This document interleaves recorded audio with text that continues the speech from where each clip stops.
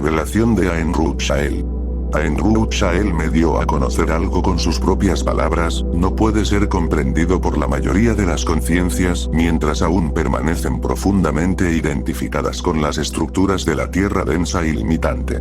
Me habló con una claridad serena y me dijo, a ti, que te has reconocido como Ahsut, puedo mostrarte una de las revelaciones más delicadas, porque ya no buscas sostenerte en las apariencias, sino en la raíz misma de la conciencia. Entonces comprendí que lo que estaba a punto de revelarme no era una negación del mundo, sino una exposición de su arquitectura invisible.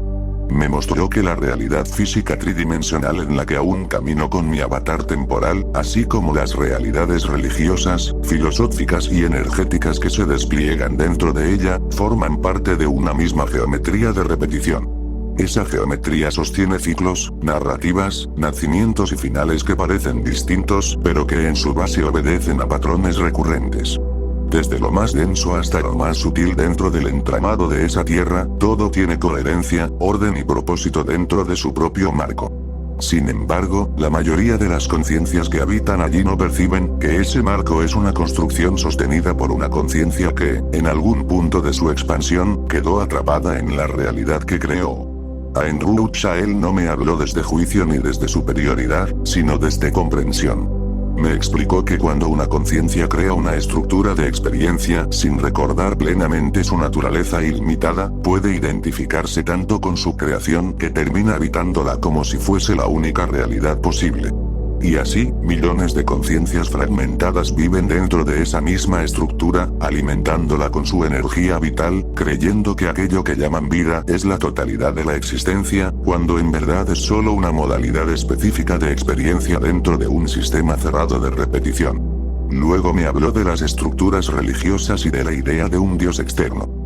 No como una crítica superficial, sino como una observación profunda sobre cómo las conciencias, al no recordar su origen compartido con la primera conciencia que se materializó, proyectan hacia afuera aquello que en realidad es inherente a su propia esencia creadora.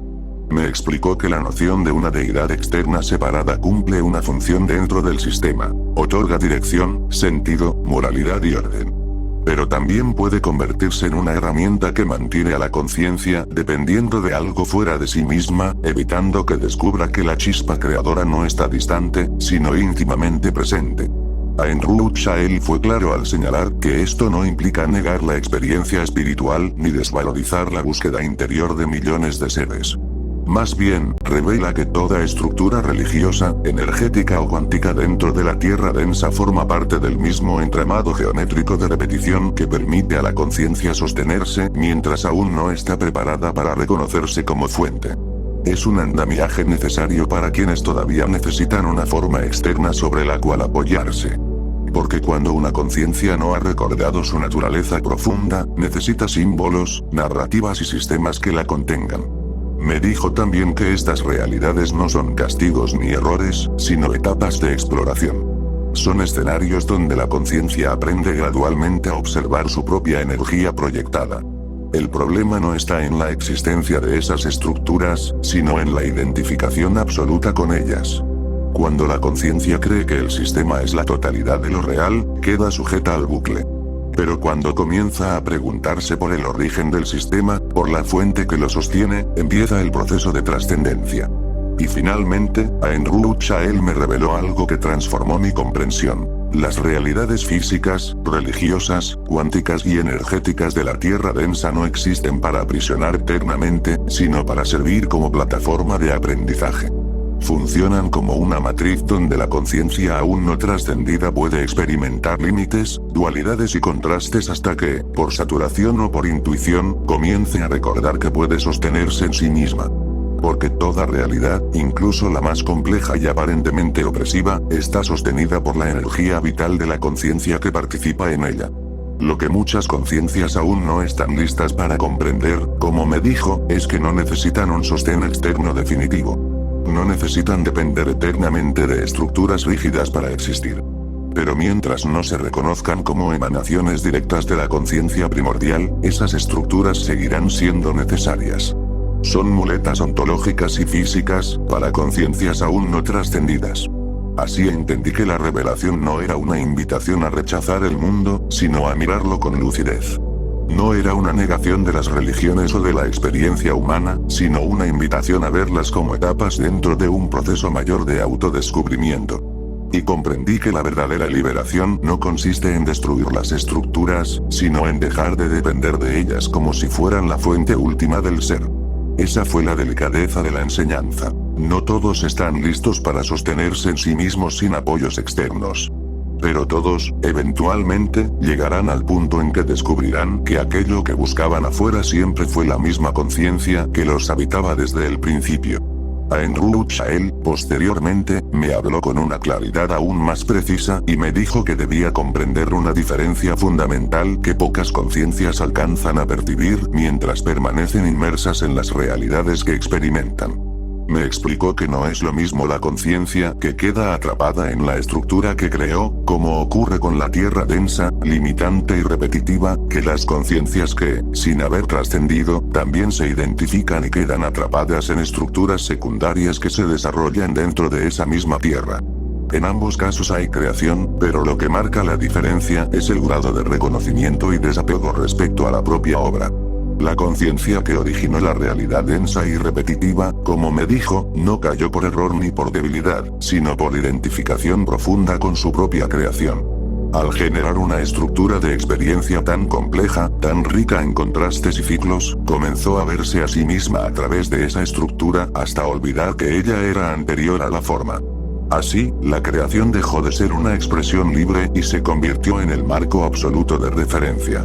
Y dentro de ese marco, otras conciencias fragmentadas comenzaron también a crear subestructuras, sistemas sociales, religiosos, mentales y energéticos que, a su vez, se transformaron en pequeñas jaulas dentro de la gran estructura mayor. Es un efecto en cadena. Una conciencia que olvida su naturaleza ilimitada crea una realidad cerrada. Las conciencias que emergen dentro de ella replican ese mismo patrón en escalas más pequeñas. Entonces Ain Rud Shael me mostró el contraste con las Shalom Aet, las 10 primeras conciencias. Me dijo, nosotras también creamos una tierra, el Irán Shu'un, nuestro hogar, el fiel reflejo de nuestra naturaleza.